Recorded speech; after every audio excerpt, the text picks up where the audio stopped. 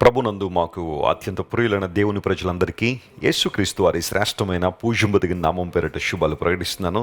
Good morning everyone. మీరందరూ ఆధ్యాత్మికంగా క్షేమంగా ఉన్నారని, ఆత్మలో బలపడుతున్నారని నేను విశ్వసిస్తున్నాను. మీరందరూ దేవుని వాక్య సంబంధమైన జీవంలో కొనసాగాలనేదే దేవుని సేవకులుగా మా ప్రార్థన మరియు మా కోరిక. ప్రస్తుత దినాల్లో దేవుని వాక్యాన్ని ప్రక్కన పెట్టి లోక సంబంధమైన అనుభవాలు ఎన్నో ప్రజలను ప్రభావితం చేస్తున్న రోజుల్లో మనం ఉన్నాం. కొంతమంది దేవుని వాక్యాన్ని వింటున్నాం అనుకుంటూనే దేవుని వాక్య ప్రభావాన్ని అర్థం చేసుకోకుండా బ్రతుకుతున్న రోజుల్లో మనం ఉన్నాం. అయితే దేవుడు మన నుండి ఆశిస్తుంది ఏంటంటే, దేవుని వాక్యాన్ని వినువారంగా, చదువు వారంగా మాత్రమే కాకుండా ఆ వాక్యాన్ని అనుసరించే వారంగా ఉండాలని దేవుడు కోరుతున్నాడు. అనుదిన జీవితంలో దేవుని వాక్యాన్ని మనం అన్వయించుకున్నప్పుడే ఆ వాక్య సంబంధమైన ఉద్యమంలో మనం కొనసాగుతాం. క్రైస్ట్ టిప్ సెంటర్ సంఘాలన్నీ కూడా మీకోసం ప్రార్థన చేస్తున్నాయి. అనేక మంది దేవుని ప్రజలు మీరందరూ ఆత్మలో వర్ధిల్లాలని పట్టుదలగా ప్రార్థిస్తున్నారు. మీరు కూడా మా కోసం ప్రార్థన చేస్తున్నందుకు మీకు కూడా కృతజ్ఞతలు తెలియజేస్తున్నాను.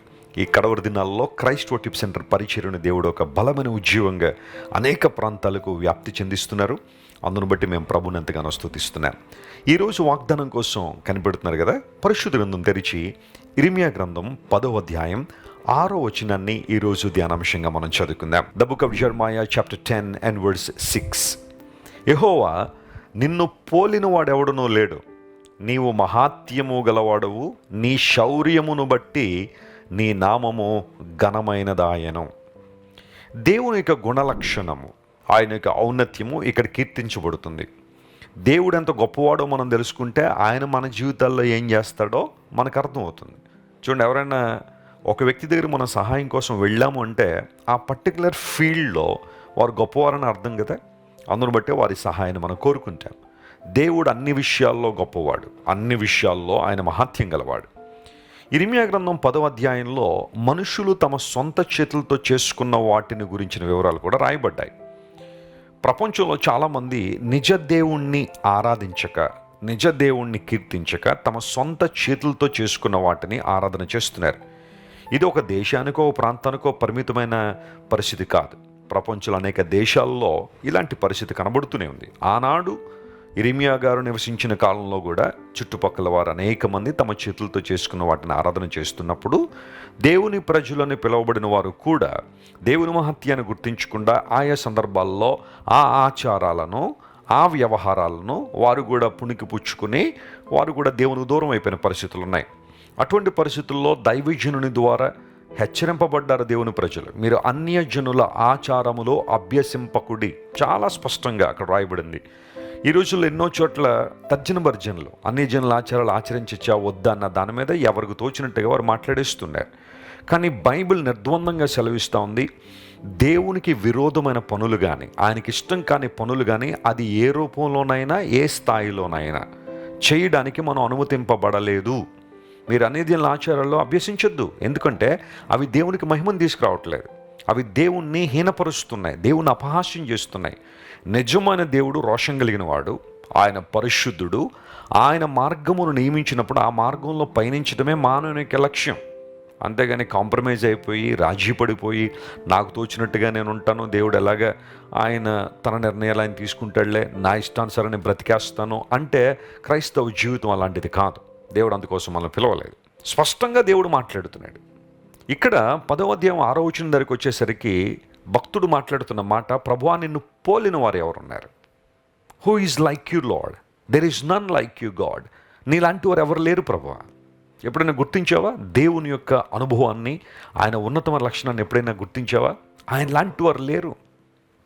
ఆయన మహనీయుడు, గొప్పవాడు, పరిశుద్ధుడు. ఆయన యేసుక్రీస్తు ప్రభువులో గొప్పతనం ఏంటంటే ఆయన పరిశుద్ధుడైన దేవుడు. ఆయన పూజ్యులలో నీ వంటి వారు ఎవరు ప్రభువా?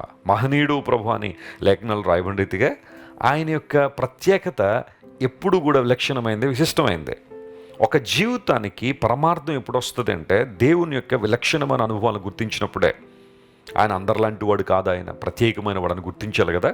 అపోస్తలుడైన పౌలు కూడా ఒకనాడు ఈ సత్యాన్ని గుర్తించాడు. ఒకప్పుడు యేసు ప్రభువును అంగీకరించిన వ్యక్తి, క్రీస్తు మార్గాన్ని అపహసించిన వ్యక్తి, ఆ మార్గంలో ఉన్న వారందరినీ కూడా హింసించాలని యెరూషలేము పెద్దల దగ్గర అధికారం పొందిన అపోస్తలుడైన పౌలు ఒకానొక సమయానికి ఒప్పుకున్న సత్యం ఏంటో తెలుసా? యేసు ప్రభు పవిత్రుడు, నిర్దోషి, నిష్కల్మషుడు, పాపులలో చేరక ప్రత్యేకంగా ఉన్నవాడు, ఆకాశ మండలము కంటే మిక్కిలి హెచ్చైన వాడు అనే సత్యాన్ని దైవజనుడైన పౌలు ఒప్పుకున్నాడు. అది జీవిత పరమార్థం. నీ వంటి వారు లేరు ప్రభా, నిన్ను పోలిన వారు లేరు. There is none like you God. దేవుని ఆరాధించే అంశాల్లో ఇది కూడా ఒకటి. ప్రభా, నీ వంటి వారు లేరయ్యా. హన్నా దేవుని ఒక అద్భుతం పొందుకున్న తర్వాత షిలోహు మందిరానికి వచ్చి దేవుని స్తుతించింది, ఆయన ఆరాధించింది. అందులో ఒక అద్భుతమైన విషయం ఏంటో తెలుసా? ప్రభువా, పరిశుద్ధతలో నీ వంటి వారు లేరు అని స్తుతించింది ప్రభువుని. షిలోహులో దేవుని ఆలయము ఉన్నప్పుడు, లేదా దేవుని యొక్క ప్రత్యక్ష గుడారం ఉన్నప్పుడు అనేక మంది అక్కడికి వచ్చి దేవుని ఆరాధించేవారు, దేవుని స్తుతించేవారు. హన్నా యొక్క కొరత మనకు తెలుసు. ఆమెకు బిడ్డలు లేరు. బిడ్డలు లేని కొరత ఒకటైతే, ఆమె ఎదుర్కొంటున్న అవమానాలు కావచ్చు, నిందలు కావచ్చు, మరింత భారాన్ని ఆమె మీద పెట్టాయి. ఆ సందర్భంలో దేవుని మందిరానికి వచ్చి తన హృదయాన్ని ఒలికించేసింది. తన హృదయాన్ని క్రొమ్మరించుకుని దేవుని దగ్గర. నీ దేవుడు నీ ప్రార్థన ఆలకించేవాడు. ఆయన నీ హృదయ స్థితిని అర్థం చేసుకునేవాడు. ఈరోజు నా పరిస్థితి ఎవరు అర్థం చేసుకోవట్లేదని వెస్లీ గారు, అందరూ నన్ను తృణీకరిస్తున్నారు, అందరూ నన్ను రిజెక్ట్ చేస్తున్నారు, నా మనసులో ఉన్న ఆ ఫీలింగ్స్ని లేదా ఆ ఎమోషన్స్ని ఏ ఒక్కరు అర్థం చేసుకోలేకపోతున్నారనే బాధ నీలో ఉందా? రా దేవుని దగ్గరికి రా, ఆయనతో చెప్పుకో. ఒక స్నేహితులతో మాట్లాడినట్టు దేవునితో మాట్లాడు. ఆయన నీతో ఉన్నారని గుర్తించు, ఆయన నీలో ఉన్నారని గుర్తించు. నీ ప్రార్థన దేవుని దగ్గర యథార్థంగా ఉండగలిగితే ఆయన నిన్ను అర్థం చేసుకున్నట్టుగా ప్రపంచంలో ఒకరు అర్థం చేసుకోలేరు. ఎప్పుడైతే హన్నా ప్రార్థన అంగీకరించబడిందో, ఆమె దేవుని నుండి దీవెన పొందుకుందో, ప్రభువును స్తుతించింది, నీ వంటి వారు లేరు ప్రభు అని. Can you recognise that there is none like you God? ఎందుకు ఆయన లాంటి వారు మరొక లేరంటే, నువ్వు మహాత్యము గలవాడు. మహాత్యము అని తెలుగులో రాయబడిన ఆ పదం ఇంగ్లీష్లో గ్రేట్ అని, హిబ్రూలోకి వచ్చేసరికి గాదోల్ అనే పదం వాడారు. గాదోల్ అనగా వెరీ గ్రేట్, మహాగణుడు, ఆయన మహోన్నతుడు, లేదా మహా అనే మాట అక్కడ వాడబడింది, గ్రేట్ అనే పదం. పౌలు భక్తుడు ఎఫెసీ సంఘానికి రాస్తూ దేవుని ప్రేమ గొప్ప ప్రేమ అన్నాడు, మహాప్రేమ అన్నాడు. దేవుడు గొప్పవాడు కనుకనే ఆయనకి సంబంధించినవన్నీ కూడా గొప్పగానే ఉంటాయి. అంత మాత్రం కాకుండా ఆయన నామము గొప్పది. ఎందుకు దేవుని నామం గొప్పది ఏంటంటే ఆయన శౌర్యమును బట్టి. ఇక్కడ మరొక లక్షణాన్ని భక్తుడు ఉటంకిస్తున్నాడు, అదేంటంటే దేవుడు శౌర్యము గలవాడు. ఇంగ్లీష్లో మైట్ అనే పదం ఉపయోగించబడింది, హిబ్రూలో గెబూరా అనే పదం వాడారు. గెబూరా అనగా ఫోర్స్, మ్యాజెస్టీ అని ఈ అర్థాలు ఉంటాయి. ఫోర్స్ అనగా చూడండి, కొన్నిసార్లు నీళ్లు చాలా ఉధృతంగా ఫోర్స్గా ప్రవహిస్తూ ఉంటాయి. కొన్ని బ్రిడ్జిలు, ఆనకట్టలు కూడా తెగిపోతూ ఉంటాయి ఆ ఉధృతికి కదా. ఫోర్స్ అనే పదం మనకు తెలుసు. దేవుడట శౌర్యము గలవాడు, ఆయన బలము కలిగిన దేవుడు. ఆయన ఎందుకు ఆయన బలం అంటే, బలహీనులకు ఊతం ఇవ్వడానికి, బలహీనులు బలపరచడానికి దేవుడు బలవంతుడు. ఆయన యేసు ప్రభు గురించిన ప్రవచనం కూడా యెషయా 9:6లో బలవంతుడైన దేవుడు అనే మాట అక్కడ ప్రవచించబడింది.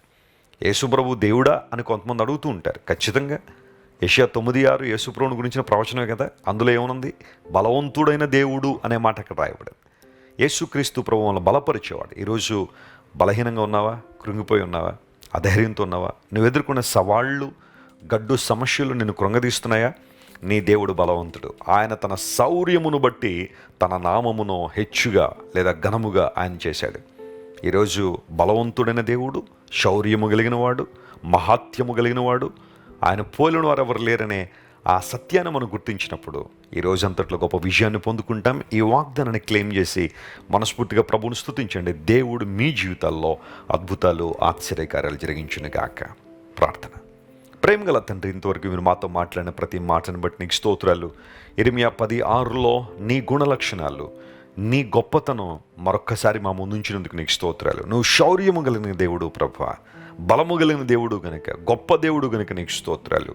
ఈరోజు ఎంతమంది అయితే మా ప్రియులు ఈ వాగ్దాన సందేశాన్ని వీక్షిస్తున్నారో ఆయా దేశాల నుంచి, ఆ ప్రాంతాల నుంచి ప్రతి ఒక్కరిని నీ ఆత్మశక్తి చేత బలపరచండి. నన్ను బలపరచు అనే సమస్తము చేయగలని పౌలు అన్నట్టుగా ప్రతి ఒక్కరిని మీరు బలపరచడం ద్వారా వారు అన్ని విషయాల్లో ముందుకు కొనసాగునట్లుగా, ఎక్సెల్ అవునట్లుగా మీరే సహాయం చేయండి.